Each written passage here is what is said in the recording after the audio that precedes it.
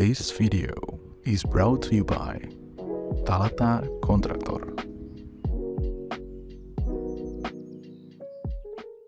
Kemarin kan Filosofi Oma sempat bikin konten tuh terkait dengan desain untuk orang tua terutama. Nah, kalau aku ngeliat di konten itu kan subjek atau kliennya adalah orang tua Lintang nih. Orang tua Lintang sendiri, dimana itu sudah sesuai dengan kebutuhan orang tua Lintang.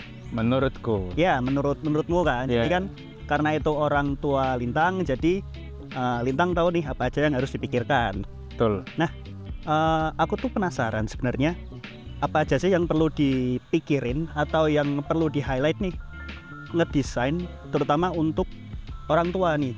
Rumah untuk orang tua, entah dari desainnya seperti apa atau mungkin safety-nya atau gimana, itu apa aja nih? Oh, aku jawab ya. Sebenarnya menurutku desain rumah itu kan yang kita perhatiin itu kan penggunanya.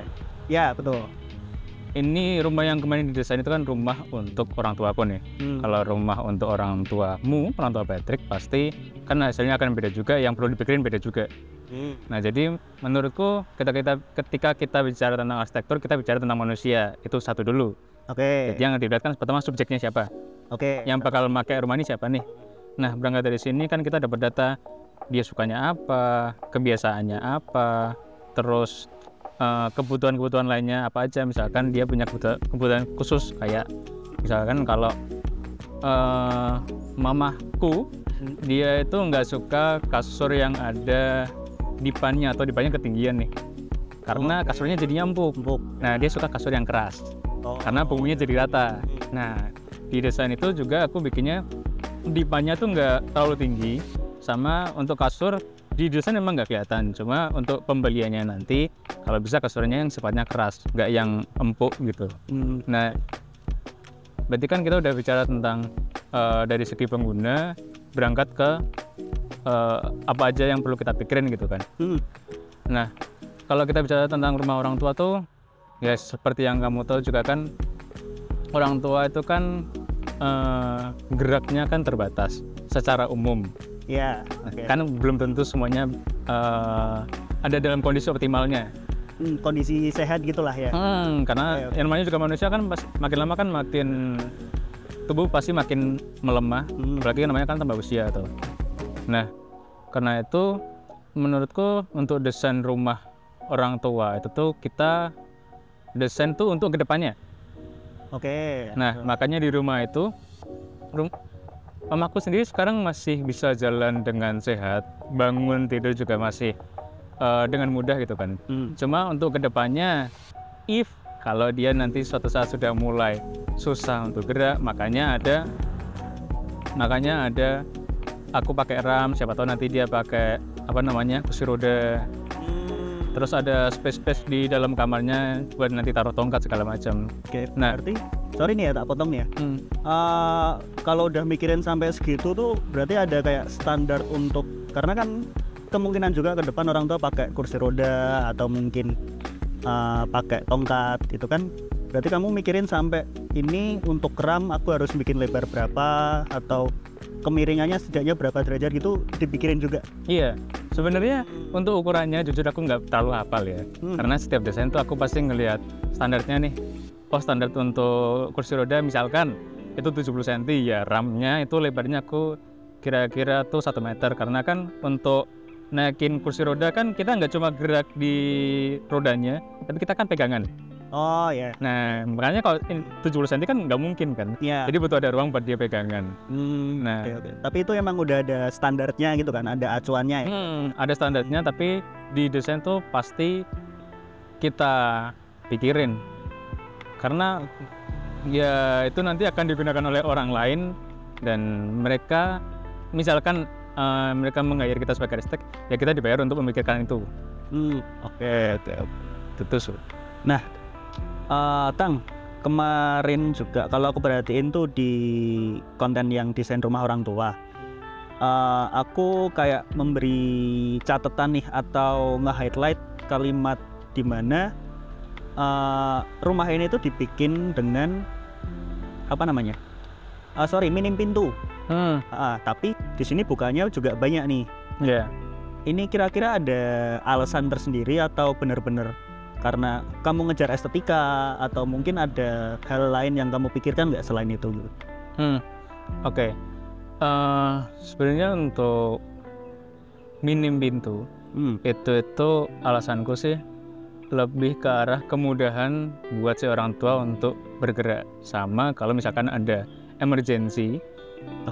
Misalkan nih orang tua jatuh misalkan, terus manggil orang lain dari ruangan lain, itu lebih gampang kedenger, larinya juga lebih cepat.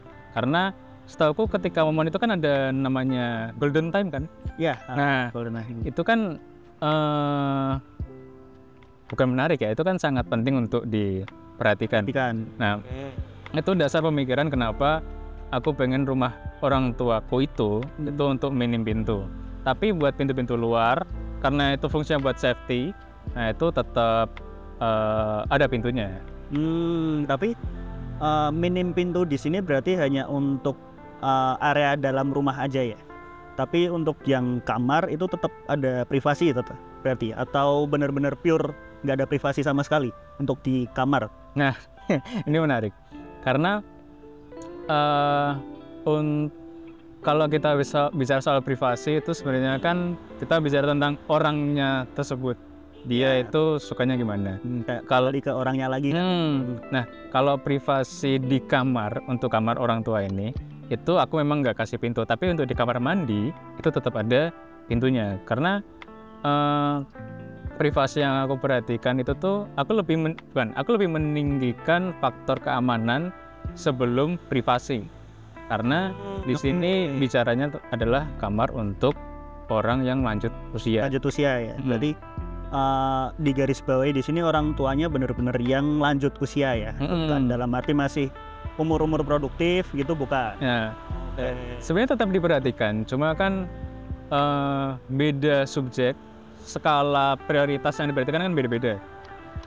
Nah, karena ini kebetulan ya, karena ini subjeknya adalah orang yang sudah lanjut usia, maka faktor keamanan aku memilih untuk di atas. Bisa jadi aku salah, cuma ini kan yang paling tepat menurutku untuk orang tuaku. Terus kalau untuk yang bukaan jendela itu kan kalau ngelihat kayak rumah-rumah modern tuh gede, banyak pula. Nah, itu ada reason sendiri nggak? Kalau tadi kan masih bahas tentang pintu nih. Nah, sebenarnya itu untuk bukaan itu kan ada faktor egoku sebagai seorang anak. Karena rumah ini kan anggaplah rumah untuk nenek. Yang mana yang tinggal itu nggak cuma nenek. Dan biasanya ketika ada momen-momen hari besar, biasanya kan kita pulang ke kampung untuk mengunjungi rumah tersebut kan. Nah, ide dari ada ruangan besar dengan banyak bukaan itu supaya ketika kita datang itu tuh, kalau dulu kita biasanya suka tidur bareng-bareng dalam satu ruangan tuh. Nah, jajar kasur bareng. Kita tidur bareng di sana. Nah, aku tuh pengen ada memori itu di situ, makanya egoku ingin ada ruangan besar dan ada bukaan-bukaan gede. Nah, untuk yang di kamar tidur mamaku itu juga ada jendela-jendela juga. Cuma dalam proses desain itu tadinya jendelanya lebih besar, tapi aku kecilkan karena aku mikirnya orang tua itu kan terutama di Indonesia ini kan sama yang namanya angin kan lebih peka. Makanya itu tuh lebih dibatasi, tapi tetap ada jendela bukaan itu supaya ya matahari tetap bisa masuk, udara tetap bisa mengalir gitu kan. Jadi mereka lebih nyaman, lebih enak aja gitu. Sebenarnya ada nggak sih hal-hal umum atau yang perlu diketahui oleh teman-teman, terutama buat kedepannya nih kalau mau ngedesain rumah untuk orang tua, safety-nya tuh harus dipikirin apa aja gitu? Buat area-area yang licin memang aku pilihnya yang sifatnya kasar supaya lebih anti-slip aja sih, karena kan kita biar nggak licin ya, licinnya ya kan. Kalau aku ngelihat based on video kemarin atau hasil 3D-nya gitu kan, aku ngelihat kayaknya tuh ada 2 ruang tamu. Nah, kenapa harus dibikin 2 nih?